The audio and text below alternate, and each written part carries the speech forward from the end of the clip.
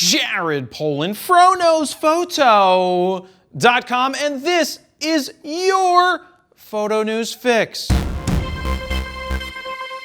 This Photo News Fix is brought to you by Datacolor, who asks this question: are you calibrating your monitor, or do you own a calibrator? They're giving you the chance to upgrade to the top-of-the-line Spider 5 Elite Plus from any brand for only $139. Head on over to datacolor.com/FOMO-info. Have you ever wanted to go to space? Have you ever wanted to stay at the International Space Station? Well, you can't, because you're probably not qualified to be an astronaut. I suffered a major head injury when I was in high school. But there is good news. We all now can visit the ISS simply by dialing up Google Street View. Dan, do you think I could get a MapQuest to the space station as well? That's right, Google worked with astronaut Thomas Pesquet, he's French, so I think that's right, who spent 6 months on board the ISS. Now, since you can't get a Google Street View car into space just yet, Thomas captured spheric panoramic images using a fisheye lens of the space station's interiors, including what looks to be the space toilet. That's a space peanut. Thomas posted on the Google blog noting that because of particular constraints of living and working in space,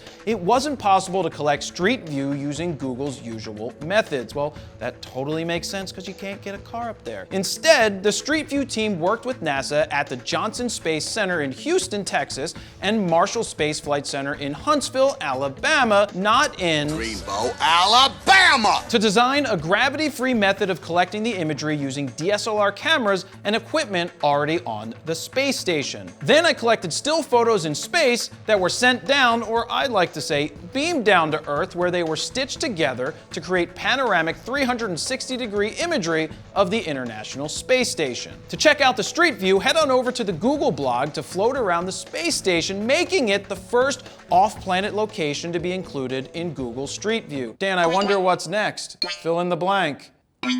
There's even 15 pop-up tips describing exactly what you're looking at throughout the tour. Now, I do have to say it's freaking amazing to be able to see where these astronauts live and work, as well as the feat of engineering that is the space station. Next up, I have a warning for anyone trying to sell gear online. The Verge is reporting that a scammer who goes by the name of Andy Mai has been contacting people through Facebook's marketplace and scamming them using Venmo. So far, he's allegedly bilked people in the Los Angeles area out of $100,000 in camera gear in just 2 weeks. Dan, how many weeks is that? 2 weeks. Now here's how the scam works in case you want to try it for yourself. I don't recommend scamming people. According to The Verge, after agreeing to purchase expensive camera equipment, Mai sends the money to the seller through Venmo in a ridiculously large number of small payments. Unlike PayPal, which owns Venmo, Venmo is designed for small, non-commercial payments between people, which means you can't buy a dog. One seller received 52 transfers of under $100 each from Mai as payment for a camera. Now, you may be wondering if these payments go through. Well, at first they do, but after a few hours, Venmo blocks the transfers and freezes the seller's account and makes them aware that it's against Venmo's policy to receive money in exchange for goods. Basically, Venmo isn't for selling things, and I quote, "Venmo is designed for payments between friends and people who trust each other." AKA not people named Andy Mai. Never trust a guy named Andy Dufresne either. So far, as many as 20 people have fallen victim to Andy Mai over just a 2-week period. 2 weeks. 4 confirmed victims lost $25,000 worth of gear combined. The moral of the story is be careful when selling your gear on Craigslist or Facebook. Either get paid in cash on the spot or see if you can accept Apple Pay using Square, which is something I've done in the past. But I guess even that could somehow be susceptible to fraud. Has something like this ever happened to you? Let me know in the comments below. And finally, the big story this time around: does the Canon 6D Mark II fall short when it comes to dynamic range? DP Review reports, and I quote, "It seems that benefits that appeared in the sensors used in the 80D and 5D Mark IV have not been applied to the latest 6D Mark II, and the new camera has less dynamic range than we've become used to." Camera tester William J. Claff of Photons to Photos, which is a cool name by the way, published a dynamic range versus ISO chart chart for the 6D Mark II as well. As you can see from the chart, there are lots of blue dots, orange dots, black dots, and green dots. Now I wish they were actual dots, you know, like that old candy that was filled with high fructose corn syrup. I mean, sugar. I used to love those things. What you won't find on that chart though are real-world examples of photos captured with the camera. Now don't get me wrong, multiple sources are reporting that the dynamic range falls short at base ISOs, even when compared to a crop sensor camera. But I won't make my mind up on if this is fake news until DxOMark tells us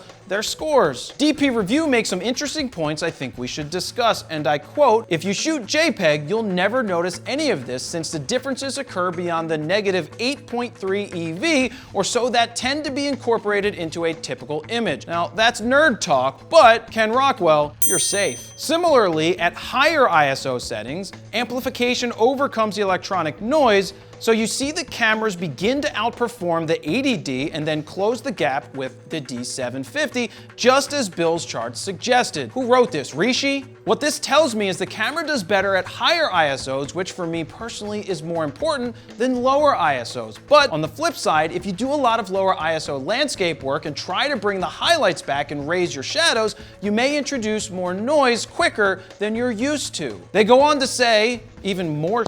Dan, do they have any more quotes? Could DP Review have more technical quotes that are impossible to read? Now, Canon has sent us a review unit of the 6D Mark II, and we're planning on filming a real-world review within the next few weeks.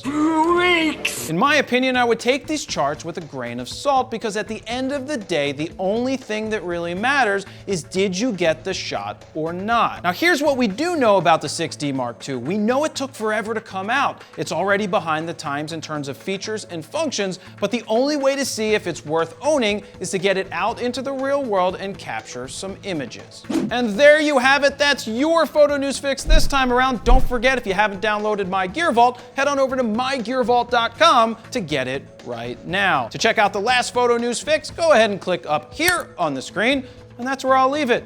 Jared Polin, FroKnowsPhoto.com. See ya.